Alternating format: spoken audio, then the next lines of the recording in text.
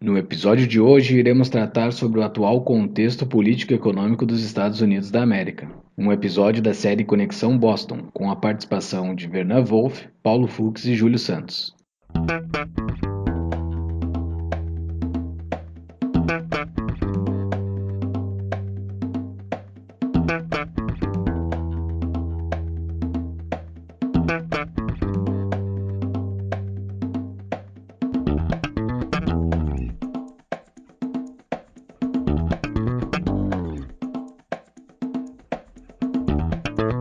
Este é o Tapa da Mão Invisível, podcast destinado àqueles que querem ouvir ideias que abalam sociedades e não são ditas na mídia tradicional. Boa noite, Paulo Fux. Boa noite, Vernan Wolff. Boa noite, doutor Júlio. Boa noite, Vernan. Como é que vocês estão? Tudo certo? Tudo beleza? Tudo beleza contigo aí na América, doutor Vernan? Tudo bem, Júlio? Boa noite, Júlio. Boa noite, Paulo. Boa noite aos ouvintes aí que vão escutar essa nossa edição. Estamos muito tranquilos, muito felizes, claro que um pouco preocupados, é claro, olhando aí, né, um olho na vida normal, outro olho na economia, nos mercados, porque o objetivo desse podcast é falar sobre os Estados Unidos e nas últimas 2 semanas aí, acho que foi o Paulo que utilizou esse termo numa conversa que eu tive com ele dias atrás, os mercados estavam sangrando. Essa foi o termo que ele utilizou, porque eu acompanhei os mercados financeiros, bolsa de valores no meu app, era vermelho, vermelho, vermelho. Parecia a torcida do co-irmão Internacional lá de Porto Alegre, o time do Júlio. Eu pensei, ué, o que houve com o meu app? Ah, não, são os mercados que estão aí em queda, mas agora já deu uma equilibrada. Mas estamos aí, Júlio, estamos aí, Paulo, para mais uma vez com vocês, com muita alegria, com muita satisfação, comentar um pouco sobre os Estados Unidos da América, o que eu considero, e algumas pessoas discordam um pouco de mim, a maior nação da história da humanidade. E eu posso apresentar isso com alguns dados aí, Júlio e Paulo. Sensacional! E tu tem propriedade porque tá morando aí na América e como já falou, esse episódio nós vamos falar sobre os Estados Unidos da América, a nação governada por Donald Trump. E agora o terceiro episódio da Conexão Boston, né? Já falamos, já fizemos uma Conexão Boston no episódio 2, no episódio 4 e agora no nosso episódio 8, fazendo a terceira Conexão Boston, eu, Júlio, Paulo e Vernan, diretamente de Boston. E agora sim, vamos ter uma Conexão Boston com um assunto que interessa de fato. Antes a gente só falava de Brasil, ninguém está preocupado com o Brasil. Vamos falar sobre Estados Unidos. E então, doutor Júlio, temos que falar do nosso anunciante, né? Nosso anunciante, a Cap Table. Tu tá ligado o que a Cap Table faz, Júlio? Eu tô ligado, cara, tô ligado. Ele faz uma intermediação entre empresários e investidores, né? Isso nesse nosso mercado que hoje é tão restrito, eles abrem uma nova possibilidade para que a gente possa fazer novos investimentos. É isso mesmo? É isso aí. A CapTable, além então de ter dentro do seu quadro de sócio a Startse, a maior plataforma de conexão do ecossistema de inovação no Brasil, a CapTable ajuda empreendedores a nova economia a escalar seus negócios. Como é que eles fazem isso? Eles aproximam os investidores de empreendedores de startups através da plataforma que está no site deles para a distribuição de ofertas públicas reguladas pela CVM, para aqueles que gostam de uma regulaçãozinha. Tem que ter, a CapTable tem que ser regulada pela CVM e eles, portanto, então, convidam aqueles que têm startups que querem, então, precisam de capital para escalar seus negócios, eles têm que, então, se inscrever no site, que então é www.captable, é C-A-P de Paulo, T de Túlio, A de Aurélio, B de Bola, L de Laura e E de Eduardo.com.br. Então, qualquer empreendedor que busca entre 1 e 5 milhões de reais tem que demonstrar que tem um modelo, então, validado e já está faturando, pode se inscrever no site para ofertar a sua empresa para a captação de dinheiro de investidores. E os investidores, que podem ser investidores pequenos, inclusive, estão convidados a conhecer o site da CapTable para maiores informações. Voltamos ao programa, Júlio. Primeiramente, para explicar para os nossos ouvintes, assim, eu acho que é bom de passar uma régua. Hoje, quem está no comando é Donald Trump. eu acho que é interessante a gente passar um overview, como é que o Trump chegou aonde ele chegou. O cara era um cara magnata, um cara de mídia, e chegou no posto de maior poder do mundo, né? O cara que é o comandante em chefe do maior exército aeronáutica e marinha do mundo. Como é que ele chegou aí, Vernan? Bom, Júlio e Paulo, deixa eu só fazer um comentário inicial antes de a gente falar sobre os Estados Unidos. Eu tenho um amigo meu que mora no Brasil e ele escutou os nossos podcasts anteriores aí do Tapa da Mão Invisível e ele falou para mim assim, o que o Vernan quer falando sobre o Brasil? O Vernan é um desertor. Esse foi o termo que ele utilizou. O Vernan abandonou o Brasil para ir para os Estados Unidos. Ele não é um patriota. Daí eu me lembrei daquela frase que o John Kennedy falou no discurso inaugural dele, né? Não pergunte o que seu país possa fazer por você, pergunte o que você possa fazer para o seu país. Aquela ideia, né, patrimonialista do Estado como um patrão. Eu pensei, não, cara, não é que eu sou patriota, não é que eu sou nada. Eu busco aonde eu acho que vai ter maiores oportunidades para mim como indivíduo. Então é por isso que, né, eu decidi vir para os Estados Unidos e aí tem alguma propriedade para falar sobre o que aconteceu aqui, respondendo ou começando a responder a pergunta do Júlio, porque essa é uma pergunta que eu acho que vai permear boa parte da nossa conversa. O Donald Trump, que é o atual presidente dos Estados Unidos, ele sempre, não é que ele sempre teve, mas no final da década de 80 ele já assumiu uma postura bem crítica das administrações dos presidentes americanos. E aí, a partir de 1987, todo mundo se perguntava, esse ano o Trump vai ser candidato? Ele não ia. Esse ano o Trump vai? Ele não Desde ia. 87? 87, tem um vídeo que ele participa, acho que com o Larry King, se não me engano, eu posso estar equivocado, na CNN, ele dá uma... King? Ele era um talk show host da CNN, acho que agora ele já saiu da CNN. Já saiu, ele saiu há muitos anos. E ele foi o fim de uma CNN tradicional, digamos. Depois dele foi tudo ladeira abaixo no nível das entrevistas. Inclusive eu estava vendo, só um parênteses, eu estava vendo uma entrevista do Larry King, ainda vivo, está quase 90 anos, ainda faz entrevistas, ele faz no canal do Hulu, se não me engano, na internet. E o Larry King, ele estava comentando que ele era amigo do Donald Trump. E o Donald Trump mandava mensagens para ele durante a campanha, perguntando o que ele achava e tal. E depois que ele foi eleito, não mandou mais nada, desapareceu. Deu um sumido pro Larry King. Então, todo ano, aí quando tinha eleições, a galera perguntava pro Trump o que você vai fazer. Às vezes ele ameaçava, às vezes ele não ameaçava, mas... Em 2015, ele deu aquele discurso, né, que ganhou fama lá no Trump Hotel, que ele falou que o México só envia para os Estados Unidos aí estupradores, assassinos, esse tipo de coisa, e ali ele anunciou a candidatura dele. Mas, pessoal, falando em termos um pouco mais técnicos, aí o Donald Trump, eu acho que ele foi o resultado no Partido Republicano de grandes parcelas da sociedade norte-americana que eles notaram. E aí, né, um pouco, não é a mesma coisa que o Brasil, mas é um pouco parecido, porque eu não quero comparar o Partido Democrata com o Partido dos Trabalhadores, apesar da corrente de pensamento ser mais ou menos parecida. Mas grandes parcelas da sociedade norte-americana, eles entenderam que os Estados Unidos estavam indo na direção errada, economicamente falando. Então, aí, o Donald Trump se lançou candidato em 2015 e ninguém dizia que ele ia ganhar, tá? Ninguém falava que ele ia ganhar porque, só para vocês terem uma ideia, na prévia do Partido Republicano, quando ele concorreu com cerca de 16 candidatos, tinham governadores de estado concorrendo com ele para ser o candidato do partido, né?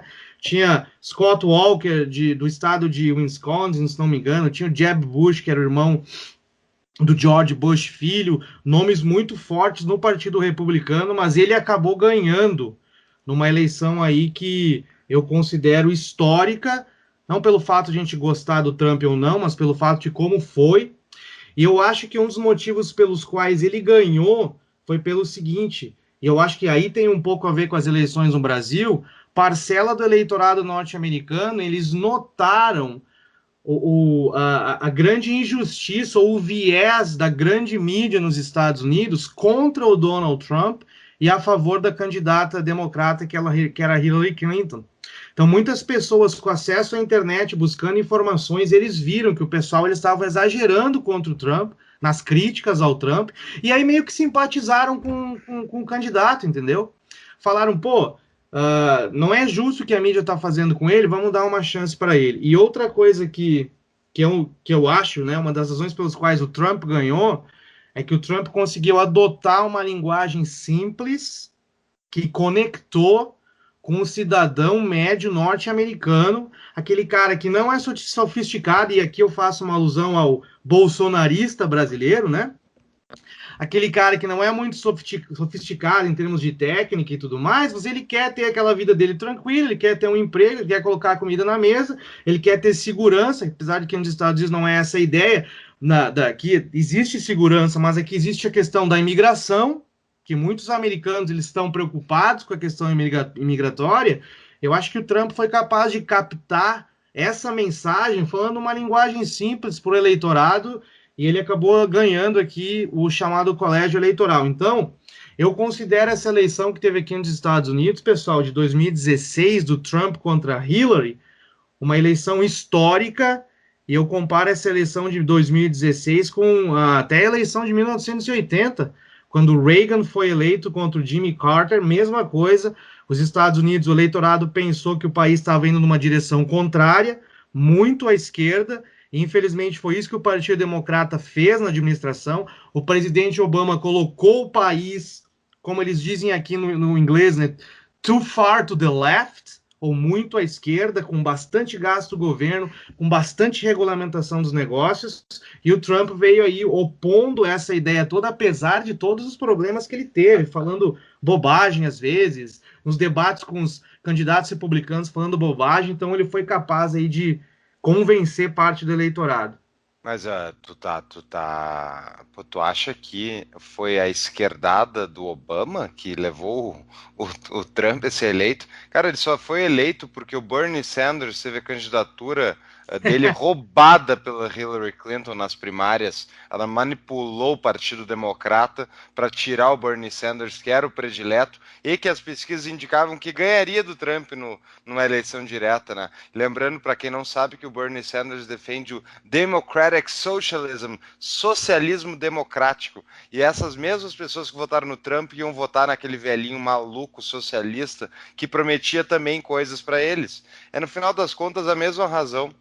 A mesma coisa pode se dizer de vários dos eleitores do Bolsonaro, que foram os eleitores do Lula 1, Lula 2, Dilma 1, Dilma 2, que são pessoas que não têm a menor ideia do que são ideias que levam um país para frente e votam naquela pessoa que promete tirar eles do buraco. Não acha? Mas, ô Fux, aí tu tá entrando numa questão aí retórica e filosófica que é questionar se o eleitorado é burro ou não. Aí eu não vou entrar nessa questão, eu tô analisando o que aconteceu, que são fatos. Não é questão de burrice, de pessoa ser burro ou não, é questão de ignorância. Então, de ignorância, mas é ignorante. Se o eleitorado ele é ignorante ou não é, isso eu não estou entrando nessa discussão. E outra coisa, eu não tenho bola de cristal.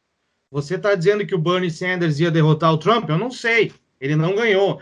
E outra coisa, você está utilizando o argumento baseado nas pesquisas que também diziam que a Hillary ia ganhar com 98% de chance. Então, a Hillary só não ganhou porque a Hillary é a pessoa mais corrupta do sistema eleitoral americano. É assim que era a percepção do eleitor médio dela. Era uma pessoa que faria qualquer coisa pelo poder e historicamente tem demonstração disso. Ela é odiada por parte da esquerda significativa que não apoiou a candidatura dela. O Bernie Sanders apoiou a contragosto, só porque tem que seguir a linha do partido, mas ela foi qualquer outro jumento no lugar dessa velhinha corrupta teria ganho. E só um parênteses sobre a Hillary, né? Ela inclusive está ameaçando que vai talvez de novo, e a esquerda inclusive já tá, a esquerda americana já está se posicionando para tentar barrar ela, porque vê ela como uma pessoa atroz. Mas isso não é normal. Vai lá. Pode falar, Júlio. Mas isso não é normal, né? De um derrotado voltar.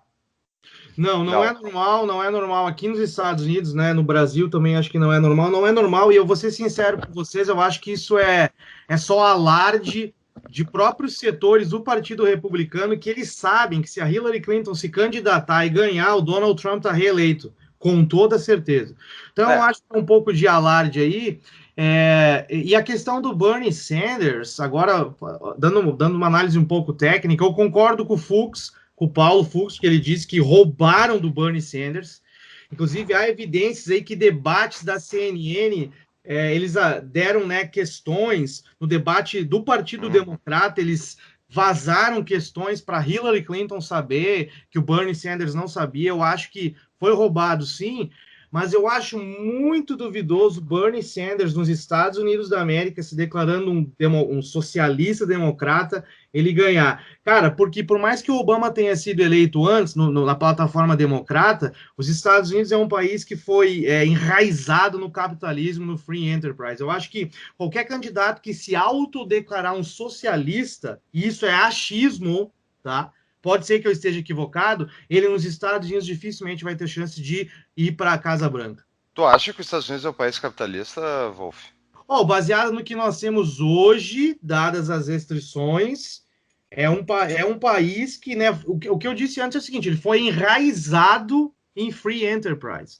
Hoje em dia, se você olhar os Estados Unidos, o índice de liberdade econômica, ele não está tão bem como estava antes. E os Estados Unidos, por exemplo, isso é uma coisa que eu gosto de desmistificar, e eu gostei que o Fux tocou no assunto. Tem muita gente no Brasil que eles fazem comentários, eles acham que os Estados Unidos da América é o paraíso capitalista.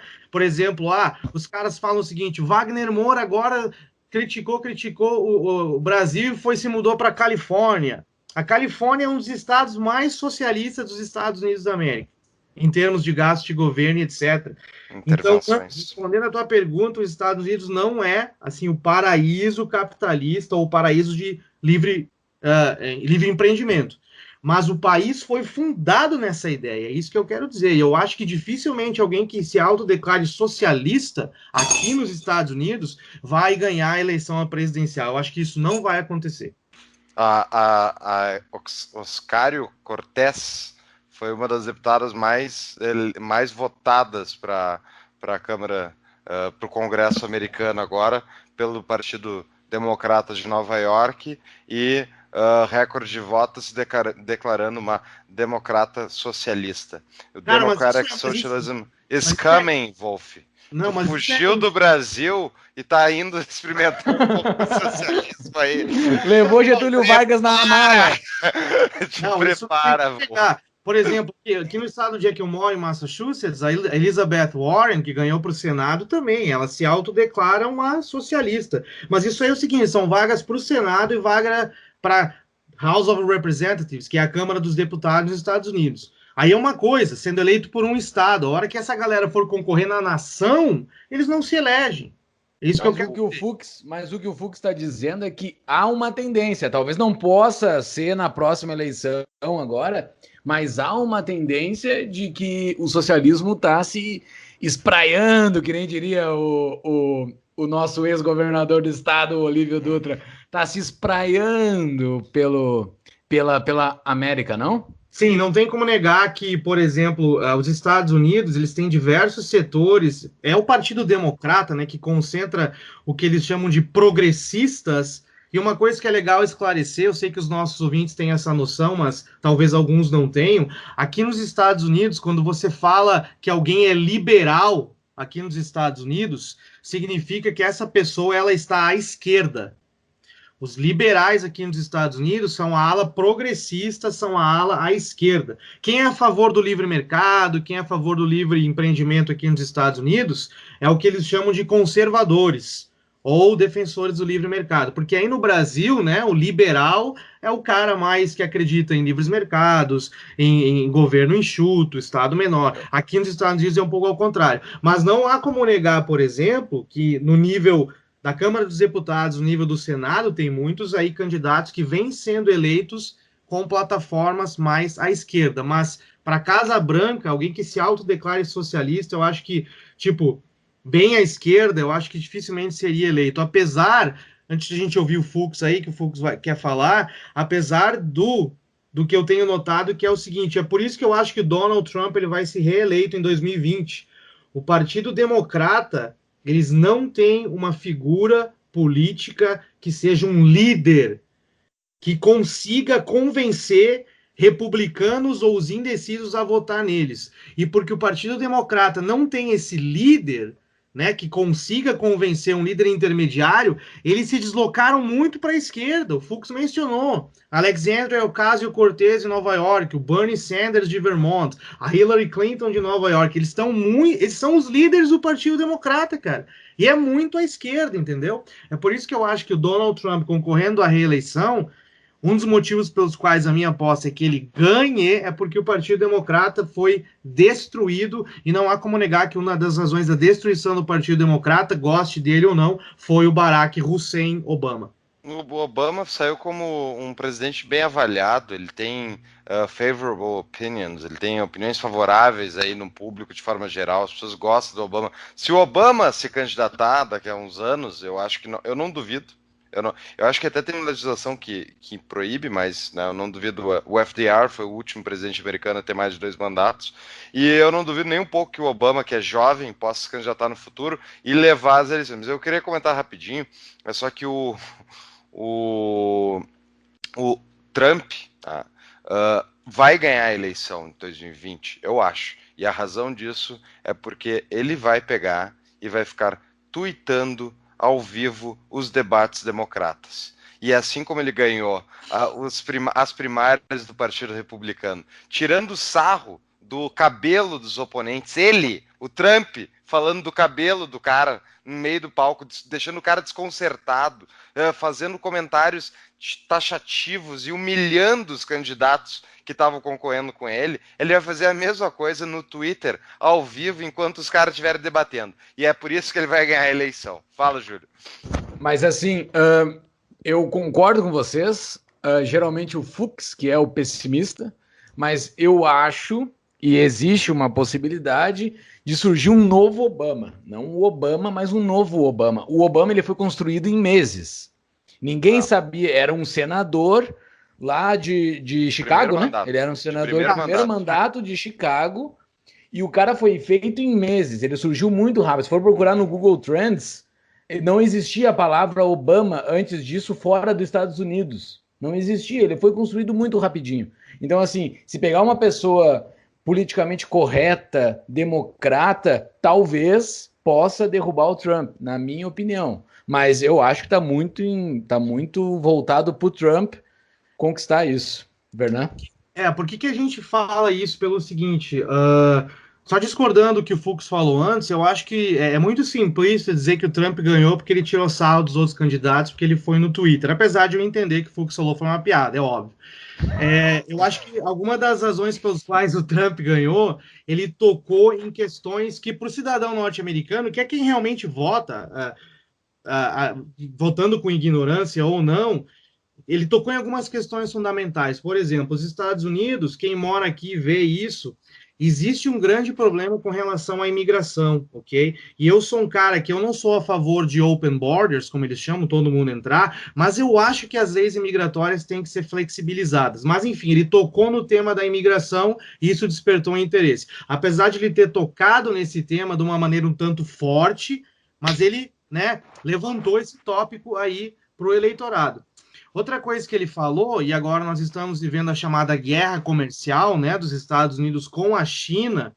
Galera, eu sou a favor do livre comércio, tá? Eu sou a favor do livre comércio. Para mim, deveria ser livre comércio laissez-faire total, zero tarifas, zero impostos de importação e exportação. Agora, nós temos que concordar que, por exemplo, você vai fazer negócio com a China, ok? A China vem aqui e coloca 1 milhão de demandas em cima da mesa.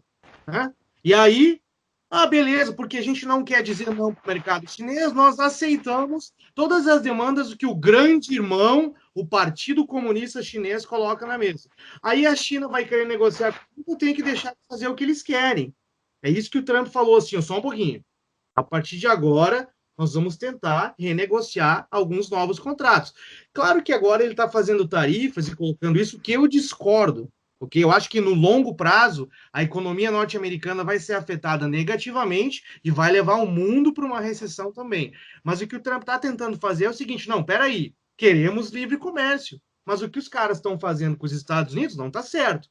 Então, esse foi um dos motivos pelos quais também ele conseguiu aí apoio do eleitorado norte-americano, Júlio. Ele não quer livre comércio. Ele não quer livre comércio, Vernan. Ele quer proteger o working class, a classe trabalhadora, middle America. Ele quer proteger o emprego dessas pessoas botando tarifas nos produtos chineses. O Partido Comunista Chinês não tem que fazer nenhuma demanda. O Partido Chinês, assim, o Partido Comunista Chinês, assim como o Trump, não tinha que se meter no meio de negociação entre empresas e indivíduos ao redor do mundo. Exato. O problema é a manipulação que eles fazem, de taxa de câmbio, de importação, imposto de importação, tarifas, isso tudo. E hoje teve, inclusive, a notícia, né, de que a GM vai parar a produção em 5 fábricas dos Estados Unidos. E a GM, lembrando que a GM sobreviveu à crise de 2008 graças a uma ajudinha do governo americano, hein? Que estatizada! Exatamente.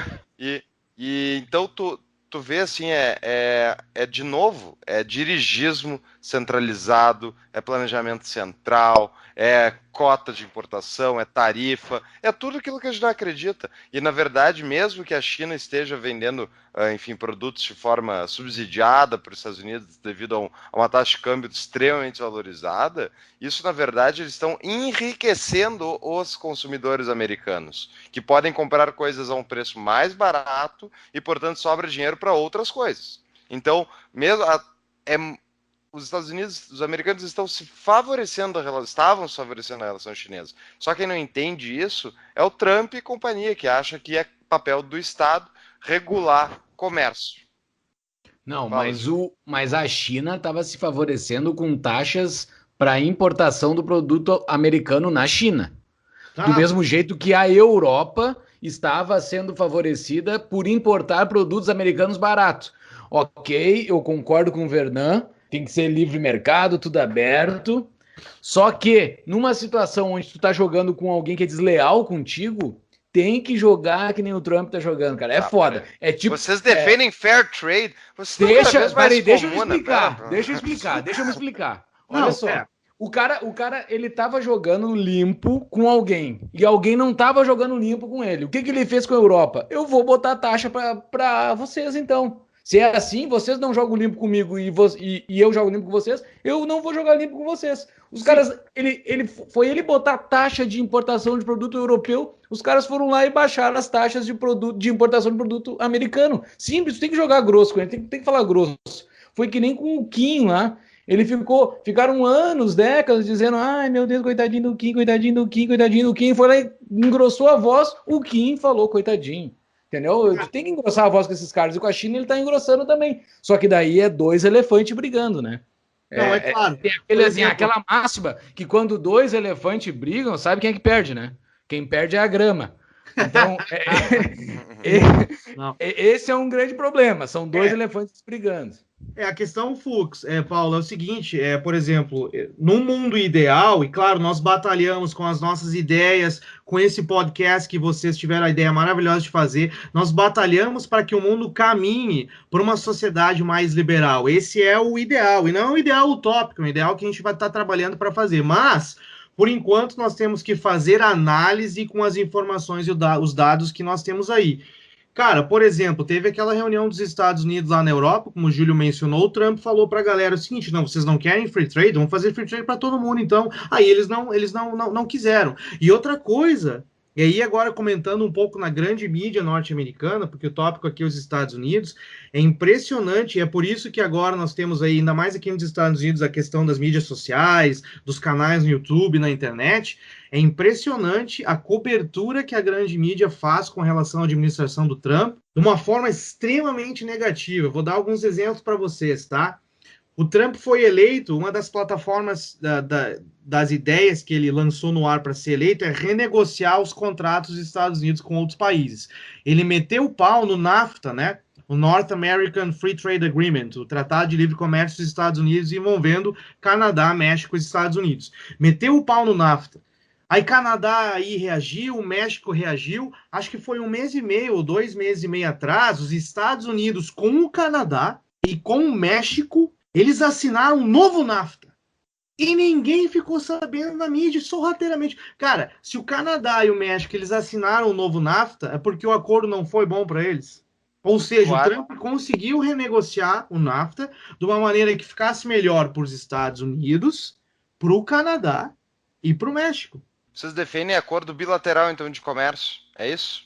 Vocês acham que cabe a um presidente da nação ser um dirigente do comércio internacional? Vocês acham que cabe a um político ignorante escolher por milhões de pessoas como é que se faz comércio? Mas, porra, eu achava que esse podcast era para ser liberal. Vocês defendem dirigismo estatal. Não, o Fux está certo. O comércio tem que ser defendendo dirigismo estatal. Exatamente. Meu Deus, não é papel do Estado regular comércio. Ponto. Esse é o ponto principal. Por que um político, numa capital longe para burro, do cara que está ali fazendo comércio, por que ele tem poder de intervir na compra de maquinário, venda de produto de uma empresa, do indivíduo com outro país? Ele não tem que se meter. Pelo amor de Deus. Mas é claro, isso é o mundo ideal. Agora não mas tu tem que agir como tu quer o mundo. Tu não pode agir de um outro jeito, agir com resultado, com maneira torpe e achar que tu vai chegar no mundo ideal. Tu nunca vai fazer desse jeito. Tu não faz bem fazendo mal. Mas você tá falando aí, sentado no sofá da tua casa em Porto Alegre, uma coisa que tu tá na Casa Branca. Lidando com por isso que eu nunca concorreria a esse cargo. Não, mas olha só. Nós estamos fazendo uma análise dos fatos como eles estão acontecendo. E aqui o que eu falei aqui, eu não estou defendendo que o novo NAFTA foi uma coisa boa. Estou fazendo uma crítica à mídia dos Estados Unidos, à administração Trump. Claro, ninguém tem que regular comércio, ninguém tem que se meter na tua vida ou nas relações entre países, entre empresas, porque, na verdade, os países são basicamente indivíduos e empresas, é óbvio. Na nossa visão, eu também acredito nisso. O que foi feito aqui, pela minha parte, uma crítica à grande mídia norte-americana da maneira como eles cobriram alguns fatos da administração Trump aqui nos Estados Unidos. É óbvio, governo nenhum tem que interferir nas relações comerciais, aí estamos de acordo, claro. Mas olha só, o seguinte, sobre o que o Fux falou, e ele me acusou de estatismo no cerne da minha coluna. Não, eu não admito. Seguinte, o que eu defendi é que existem cidadãos americanos que querem negociar com o mundo e eles estão impedidos de negociar com o mundo por causa de governos europeus, o exemplo da Europa. Eles estão impedidos de negociar com o mundo, de comprar ou vender para a Europa, ou impedidos cheio de regulamentação por causa de governos europeus, não por causa de governos americanos. O lado dos americanos era bem free market, tinha bem pouca regulamentação. E daí como é que tu faz para tu diminuir essas regulamentações? O Trump foi lá e falou, não, então eu vou meter regulamentação para vocês também, toma. E daí ele foi lá, meteu regulamentação, a Europa foi lá e baixou as regulamentações e foi melhor para o indivíduo. Essa é a minha percepção sobre esse tipo de negociação. Não que isso seja bom, não é um governo que tem que... Vamos comentar, isso é importante. O Fux falou alguns termos que são muito importantes ali. Por exemplo, deixa eu só discordar um pouco do Fux aqui, o tópico é Estados Unidos, né? Estamos falando de política e economia. Ok, o Fux falou que o Obama saiu do office com uma popularidade razoavelmente boa, o que é a realidade. Só que tem um detalhe, uma coisa, e isso é muito claro aqui nos Estados Unidos, é a popularidade do Obama como presidente, tá? Que realmente a galera quis conversar com o cidadão americano, eles não têm assim, eles acham, Obama foi um cara legal, em termos de corrupção, o governo dele para níveis norte-americanos não teve tanto problema. A ideia do americano é a seguinte, que ele pegou o país na pior crise econômica depois da Grande Depressão de 29, claro que ele não fez coisas muito boas para melhorar isso daí, eu posso até fazer alguns comentários sobre o que o Obama tentou fazer para reativar a economia e não deu certo, mas o Obama, sempre que as políticas dele estiveram no voto, ele perdeu. O Obama foi eleito em 2008, em 2012, apesar de ele ser reeleito, ele perdeu parte do Congresso e do Senado. Então aí as políticas do Obama... Todos perderam. Não tem um presidente que segurou a Câmara. E acredite ou não, nessa agora, nos midterm elections agora, o Trump perdeu a Câmara dos Deputados, mas ainda assim, comparado com os outros presidentes, a perda foi menor. Foi menor. E que assim, vamos lá. Primeiro... Eu quero fazer o seguinte, o grande referendo do Obama como presidente foi a eleição de 2016. Em 2016, o povo americano... Porque a Hillary Clinton era o Obama 3. Não. É a Obama 3. A Hillary Não. Clinton ia continuar e ainda intensificar... não estou falando da pessoa Hillary Clinton, falando das políticas da Hillary Clinton do Partido Democrata. Ela ia intensificar as políticas que o Obama tinha implementado. E o povo disse não. O povo disse, queremos mudar a direção que o país vai. A Hillary Clinton, em termos de pessoa, pode ser diferente do Obama, mas ela ia dar continuidade, com certeza, às políticas que ele havia implementado. Vamos olhar. Primeiro assim, Júlio, respondendo teu comentário. Sobre, então ele fez alguma coisa que estavam fazendo contra, então ele fez alguma coisa e ajudou. Então, esse é o mesmo argumento que a Fiesp usa para defender subsídio para a indústria nacional, porque o país é muito difícil de produzir, então tu precisa ter moeda desvalorizada, senão tu não consegue vender. Então tu tem que ter intervenção estatal, porque senão não dá para competir. É isso. Ele deu um blefe. Ele deu um blefe, cara, e os caras regaram. A teoria dos jogos. Bom, agora. Não, deixa o Fux não terminou ainda. Vamos lá. Vai lá. Vamos olhar os últimos 3 presidentes americanos, tá? Não, na verdade pode ser o 4. Bill Clinton. Crises causadas pelo Fed, né? Estourou em 2001 a .com, juros ficou muito, muito baixo por muito tempo, gerou mal investment, gerou a bolha .com, que explodiu em 2001, e que depois foi feita a mesma coisa pelo Alan Greenspan para corrigir a bolha de 2001, que gerou 2008, e agora em 2008 fizeram a mesma coisa e vai gerar outra bomba que pode estourar agora, inclusive. Deixa eu só adicionar uma coisa aqui na tua análise, que tem razão. O Alan Greenspan assumiu o Fed em 1987, ele é o grande responsável. É verdade. E o Fed é o grande responsável pela bolha de 2001 do .com e pela grande recessão de 2008, que muita gente diz uma crise do capitalismo, que é uma mentira. Mas peraí, deixa eu terminar o argumento. Então, tu teve, durante o governo Bill Clinton, os Estados Unidos interviu na Iugoslávia. Durante o governo Bush, ele interviu no Iraque, Afeganistão. Obama continuou no Afeganistão e no Iraque, e agora o Trump continuou com tudo isso, interviu na Síria também. O Obama também tentou intervir na Síria, só que a popularidade contra a intervenção estava muito alta. Aí o Obama ajudou a destruir a Líbia, né, cuja secretária de Estado na época era Hillary Clinton, colocou o país numa guerra civil completa, e até hoje está um caos lá. Enfim, então, vamos lá. Política monetária dos governos, eu sei que o Fed é independente, entre aspas, né? Mas eles mantiveram sempre os presidentes de Fed, que são uns calhordas, uns estatistas, que acreditam que o Estado tem que ficar imprimindo moeda e inventando política monetária cada vez mais absurdas.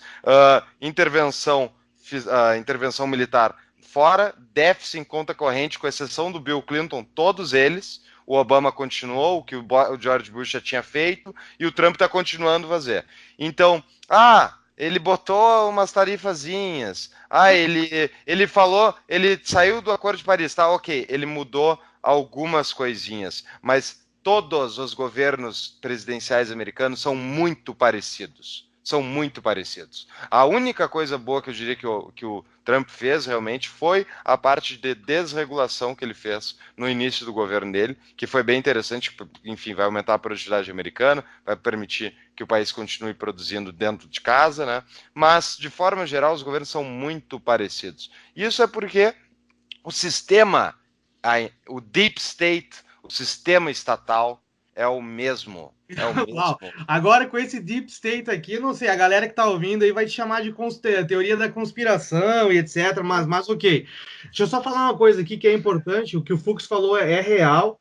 O Alan Greenspan, para mim, que na minha opinião, talvez o ouvinte aí tenha que dar uma pesquisada aí no Google, mas eu acho que é interessante nós mencionar sobre isso.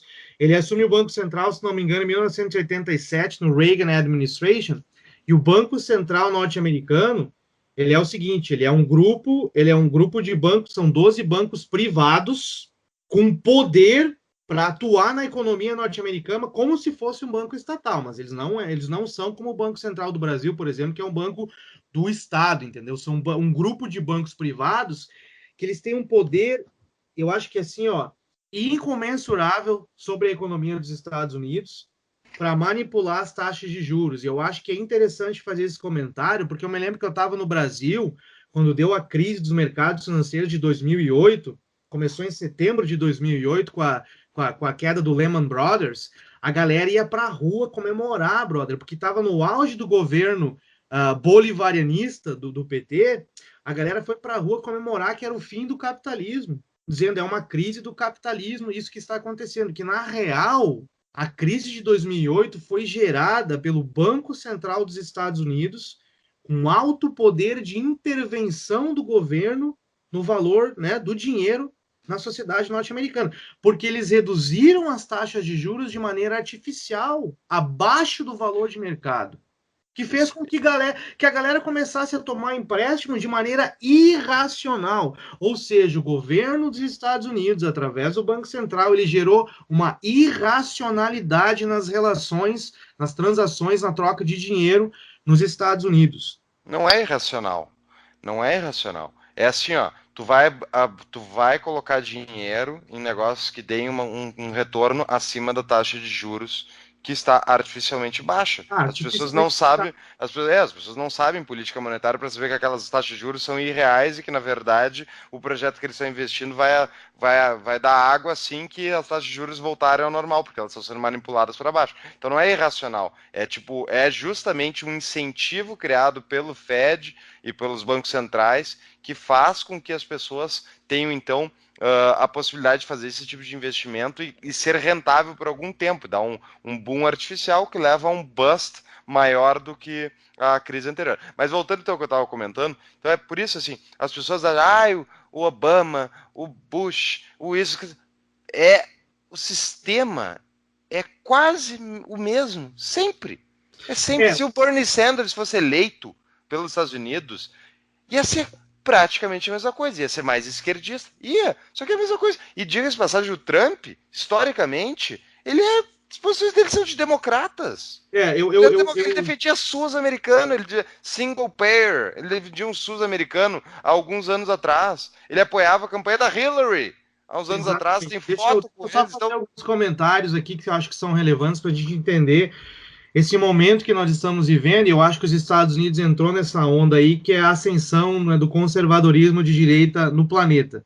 Claro que isso aí é uma coisa que a gente questiona, a gente critica, porque o conservadorismo de direita também não tem a ver com o liberalismo econômico ou laissez-faire, como nós acreditamos, eu, vocês, e esse podcast. Mas o Obama assume os Estados Unidos em 2008, debaixo, né, talvez a segunda pior crise econômica depois da Grande Depressão, crise essa que eu falei há poucos minutos atrás, né? Existe consenso na literatura econômica sobre isso, não é papo de, né, teoria da conspiração, não, que foi uma crise gerada pelo Banco Central dos Estados Unidos, o Fed. E existe uma característica, o Obama assume o governo, e como é que ele tenta vencer a crise, como é que ele tenta sair do buraco? Com uma política de intervenção keynesianista. Ele começa a expandir o gasto do governo norte-americano, ele começa a aumentar o welfare state, que é o estado de bem-estar social, para beneficiar as pessoas que saíram da força de trabalho, né, para ajudar elas. E nós sabemos, e aqui a galera que tem um pouquinho aí de conhecimento sobre economia, tem uma coisa que o autor, o Thomas Sowell, que é um dos meus favoritos economistas aqui nos Estados Unidos, ele tem livros fantásticos, ele é um americano, um African American, como dizem, um americano negro, que ele critica essa questão de favorecer minorias, etc. O Thomas Sowell, na pesquisa econômica dele, ele constatou o seguinte, veja bem que interessante essa constatação dele. E eu quero sugerir um livro também, eu sei que eu vou dar sugestões de livro no final, mas eu quero só sugerir um livro que tem a ver com isso que nós estamos discutindo. Historicamente falando, quanto mais severa é a recessão, se o governo não interfere muito, mais rápida é a recuperação. A recuperação econômica é inversamente proporcional ao tamanho da crise, se o governo não interfere.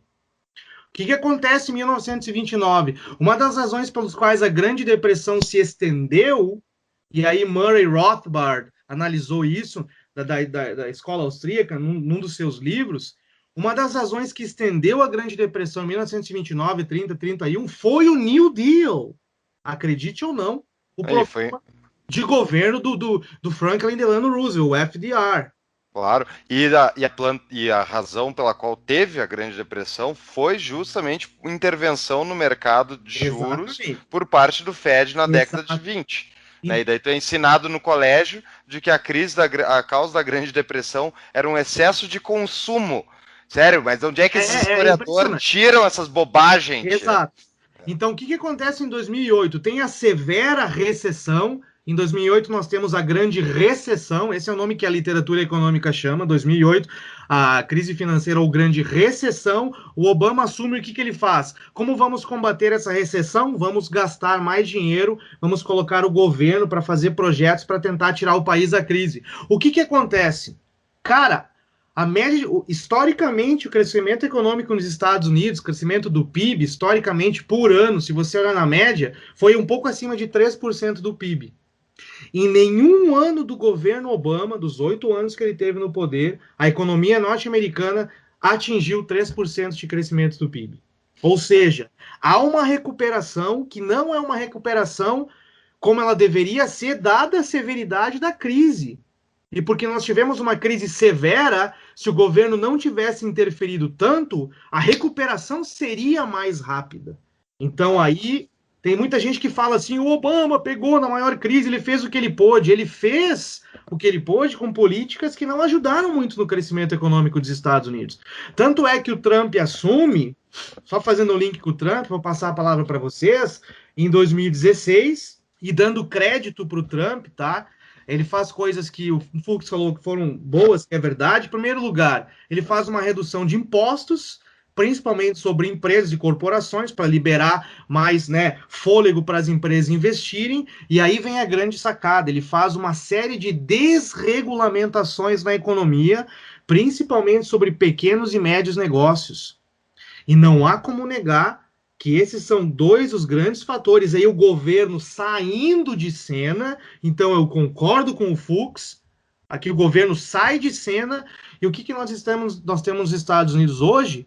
Eu posso até compartilhar algumas informações que crédito para o Obama ou para o Trump, agora não é mais crédito para o Obama, não. Nós temos nos Estados Unidos, o crescimento econômico no último trimestre, no segundo trimestre desse ano, foi 4% do PIB. O terceiro trimestre agora foi 3,5% do PIB no trimestre. O desemprego está em 3,8%, é a menor taxa nos últimos 49 anos. Mas vinha tudo isso, vinha numa crescente taxa de crescimento e diminuição do desemprego no governo Obama já.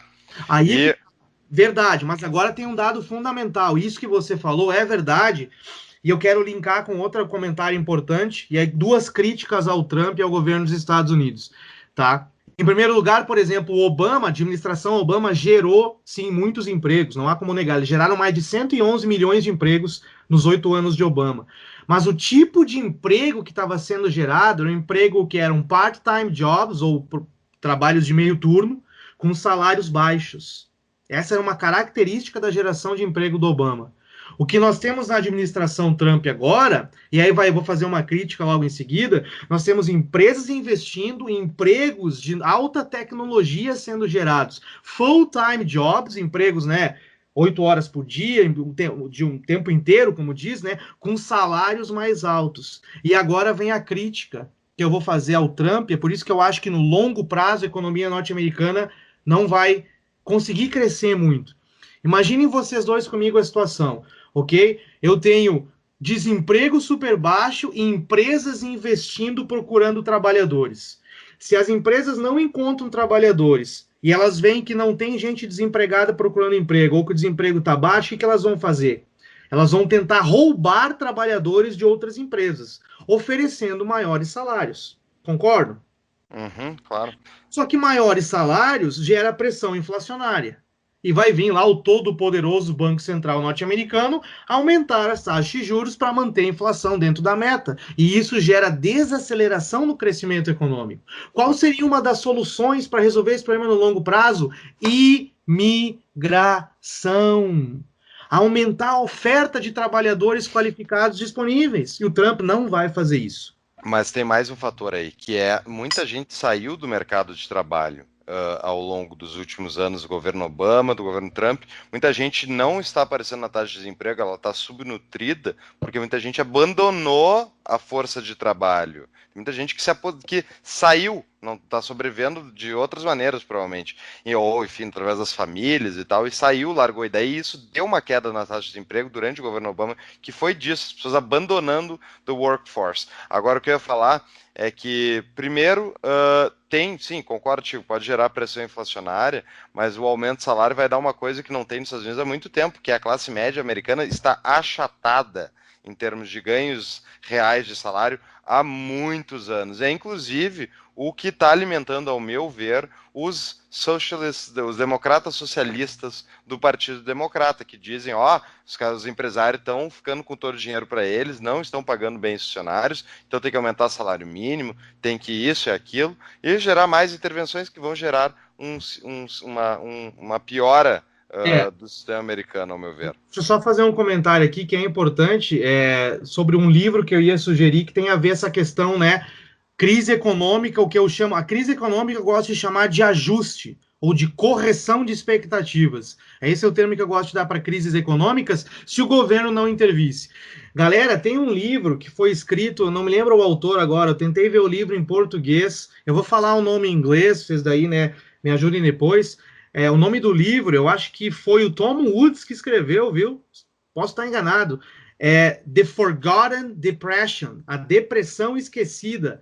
O nome é The Forgotten Depression e o subtítulo é The Crash That Cured Itself.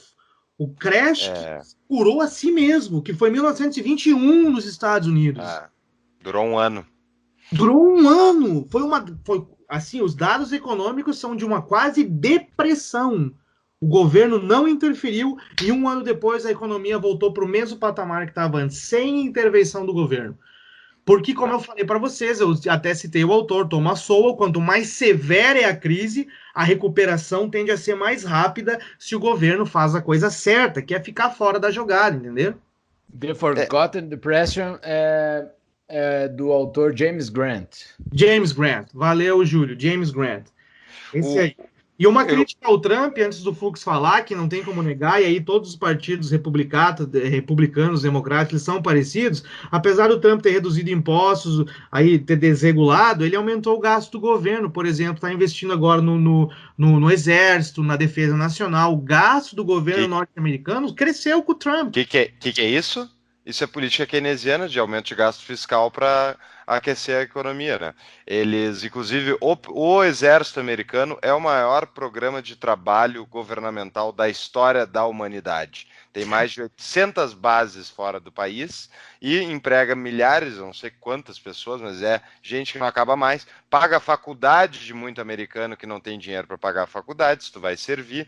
E é um programa governamental de empregos. E o melhor, né? Além disso, ele é um programa de gasto fiscal do governo americano, no Pentágono lá, em desenvolvimento de armas e armas de destruição de pessoas, né? E essas armas, uma hora, precisam ser desovadas lá fora, né? Geralmente tocadas na cabeça de muitos civis inocentes que não tem nada a ver com o assunto.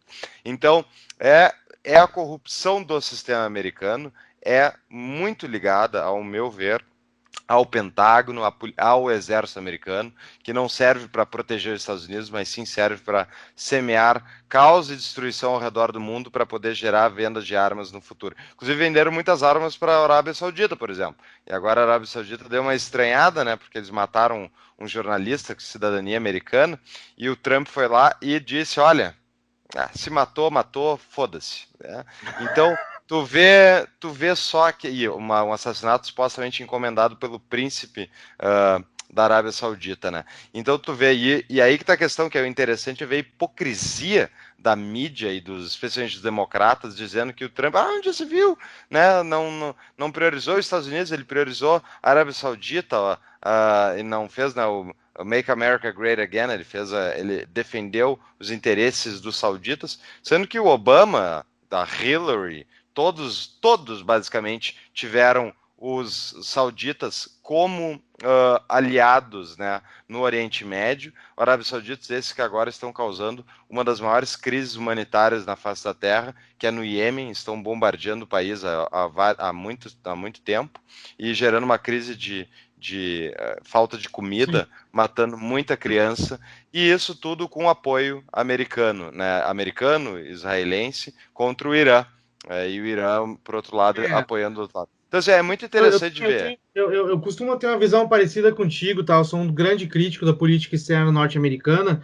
mas a gente tem que colocar, como diz em inglês, things in perspective, né? Temos que colocar as coisas dentro do contexto. Eu tenho um amigo meu aqui, americano, que, inclusive, ele é um grande crítico também. Ele se considera libertário, ele conhece a escola austríaca, que no meio acadêmico aqui de economia nos Estados Unidos, infelizmente, a escola austríaca não é muito mencionada, acredite ou não.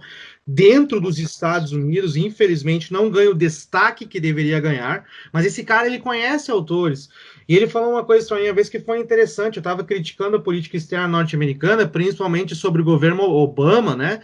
Todo mundo fala, não, Obama, sou cool, presidentes são tão legal e etc. O Obama, ele derrubou, né? Ele mandou uma bomba, quase a média foi uma bomba por dia no Oriente Médio na administração do Obama. Mais de uma bomba por dia ele derrubou lá no Oriente Médio, né? Na política externa norte-americana. Mas, por exemplo, esse meu amigo fez um comentário que eu achei interessante. Ele falou assim: se não fosse a intervenção norte-americana na Europa no dia D, todos nós hoje seríamos nazistas. Mas tu tá comparando Aí eu sei para ele, não, peraí. Não, um estado nazista, né? Essa agora, Não, peraí, vamos lá. Um estado nazista que tinha invadido quantos países lá, tava matando todo mundo que tinha pela frente, e tu quer comparar isso com um cara... Nesse caso, então, vale. Nesse caso, vale. Mas assim, ó, tu tem... Tá, aí que tá a questão. Mas é óbvio que tu tem o direito de defender defender outras pessoas de violência cometidas por outros estados. Tu tem o direito de defender inclusive defender a si mesmo. Isso aí é o mínimo que se esperaria de um país. Mas a verdade... A crítica é a hipocrisia. Eu entendi o que você falou. Mais que isso. Exato. Não, vamos lá. Quantos nazistas tinham nas tendas de casamento no Iêmen, sei lá, que o Obama mandou uma bomba, matou um monte de gente num casamento, e daí? Quantos tinha um terrorista lá radicalizado, depois do casamento tinham mais uns 10, né? Porque sobreviveram, ficaram putos da cara. Mas, pessoal, sobre os Estados Unidos, eu acho legal comentar também o seguinte: a galera tem aquela visão, porque os nossos ouvintes aí vão pensar, Estados Unidos, etc. Tem aquela visão, né, do socialista de iPhone, ele vai lá. Inclusive, eu não conheço quem é o cara, vocês conhecem o responsável da página, os socialistas de iPhone? Eu acho que é de Porto Alegre, no Rio Grande do Sul. Ele gosta eu conheço ele. Cara, gente boníssima. Por exemplo, os Estados Unidos, o paraíso capitalista. Galera, não é bem assim não, tá? Nos Estados Unidos tem políticas de governo aqui que são bem intervencionistas. Eu moro num estado, por exemplo, que é Massachusetts, que aqui é considerado, até em termos de brincadeira, nós falamos de Texachusetts, que tem bastante imposto aqui. Mas a gente fala que os Estados Unidos é o paraíso liberal, o paraíso do capitalismo, etc., quando comparamos com, por exemplo, outros países, como o Brasil e etc. Aí não há como negar. O ambiente de negócio nos Estados Unidos é muito, mais aberto, mais propício para o empreendedor. As relações de trabalho são super simples, não há como negar. É por isso que, né, tem aquele ditado que a gente diz, a galera tá largando a CLT do Brasil para vir morar ilegal nos Estados Unidos aqui, sem direito a férias, sem direito a nada. E está chegando cada vez mais aqui na região de Boston, é impressionante o número de brasileiros que vêm para cá. Mas eu acho interessante tomar cuidado, ainda falando sobre os Estados Unidos, é que eu acho que nós podemos esperar uma redução no crescimento econômico aqui dos Estados Unidos. Eu não acho que vai ser uma recessão severa, acho que não, mas vai ser uma redução no crescimento, e eu acho que aí vai impactar o Brasil. E todos os demais países, né? Mas... É o meu grande medo, né, e a gente já vai se encaminhando então para o encerramento, é que estoura a nova crise mundial no ano que vem, aí, e pode acontecer.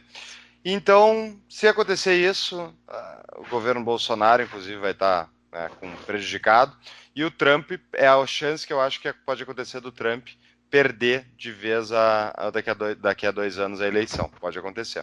Fala, Júlio. E na minha opinião, esse é o grande mote que a gente faz o link aqui para o nosso próximo episódio da Conexão Boston, né? O que vai ser desse futuro, né? Temos um futuro muito nebuloso. Aparentemente o Obama... Aparentemente não, dá para ver os números. O Obama deixou uma bomba relógio aí para o Trump, ou se não estourar no colo do Trump, vai estourar no colo do próximo, que vai espalhar para todo mundo nesse cenário econômico nunca dantes visto, né? Estamos há 10 anos nessa taxa de juros baixíssima aí, e nunca foi visto, não há notícia de como é que vai acontecer, a maior potência do mundo operando nessa taxa.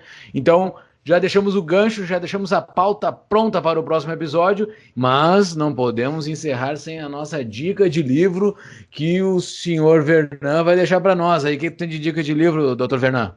Ô, Júlio, muito obrigado aí. Então, encerrando essa participação, eu queria em primeiro lugar agradecer já ao Júlio, agradecer o Fux por essa conversa aí muito gostosa, conversa maravilhosa, essa troca de ideias que a gente, claro, faz uma tese, faz a antitese, no final tenta sintetizar, sempre com aquele viés. Eu acho legal falar que tem viés, sim, viés liberal, em prol do livre mercado e etc. Eu vou sugerir 2 livros, tá, Júlio? Se tu me permitires.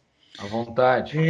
Um livro vai ser basicamente sobre os Estados Unidos e outro também que é sobre os Estados Unidos, mas envolve aí outros países e também questão econômica para comparar e para entender. Eu vou sugerir o livro do Alexis de Tocqueville, chamado Democracia na América. Para aí. Tu ouviu o episódio 7. Estamos no episódio 8, tu ouviu o episódio 7, não? Cara, não ouvi. Não ouviu ainda? Então, quem está ouvindo também, escute, o Vernan vai ter que ouvir. Nós citamos esse livro, nós não indicamos, porque foi um apanhado de vários livros, foi uma revisão bibliográfica praticamente, o episódio 7, porque a gente falou vários livros, foi citado vários livros básicos da liberdade, e esse livro foi citado. Baita indicação. Caramba. Pode seguir, velho. Que negócio bacana. Tu vê, nem tinha escutado e... Aí, para tu ver como nós estamos bem conectados na mesma sintonia. Então, um livro vai ser esse, A Democracia na América, do Alexis de Tocqueville. Ele passou um período nos Estados Unidos e ele falou assim que ele ficou surpreso, impressionado positivamente como a sociedade era organizada aqui, com base no indivíduo, nas liberdades, etc. É um livro número 1, galera. Ouvintes, Alexis de Tocqueville, Democracia na América. O segundo livro que eu quero sugerir, galera, é o livro chamado Freedonomics, que é uma crítica ao famoso Freakonomics e o Super Freakonomics, feito pelo Steven Levitt, se não me engano. A sugestão é Freedonomics. O autor é o John Lott. É John, bem John de americano, e Lott, L-O-T-T. Freedonomics. Por que o livre mercado funciona? Tá? Sensacional. Então, Freedonomics aí, ele vai falar sobre por que os mercados funcionam em diversas situações, como, por exemplo, por que é racional aumentar o preço do combustível quando eu tenho escassez, quando eu tenho controle de preços, que é uma medida totalmente impopular, mas é o mercado funcionando. Freedonomics. Esse é um livro, e o outro livro, como o Júlio falou, que a galera comentou no podcast anterior, o Democracia na América, Alexis de Tocqueville, galera. Buenas. Mana Flux. Eu queria só, então, para me despedir, deixar uma provocação aí especialmente para o Wolf, que falou uma bobagem, ao meu ver, e passou reto. Opa! Pesado! Ele chamou os defensores do livre mercado nos Estados Unidos de conservatives, e os conservadores americanos não defendem livre mercado. Quem defende livre mercado nos Estados Unidos são os libertarians, e nem todos eles. Então, eu acho que isso é uma minoria, né? Tanto que os conservadores não defendem livre mercado, que o governo Trump não aboliu o Obamacare. Tá? Só mudou um pouquinho. Tá bom? Mais uma cagada do Trump, né? O presidente de vocês junto com o Bolsonaro.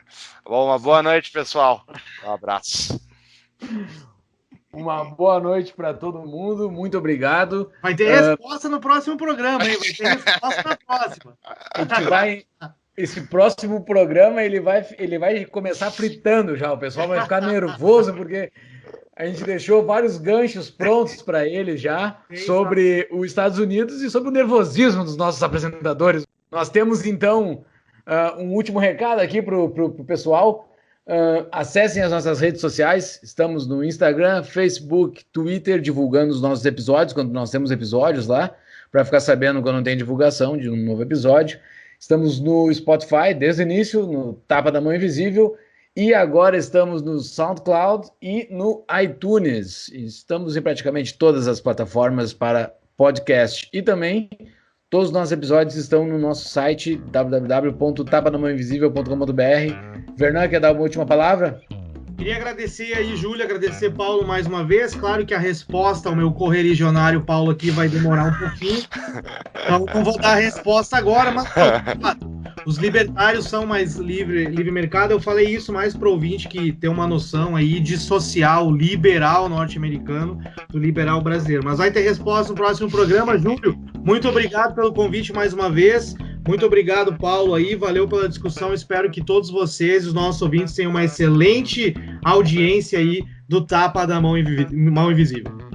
Muito obrigado. Valeu, até o próximo episódio e Vernan, até o próximo Conexão Boston. Forte abraço.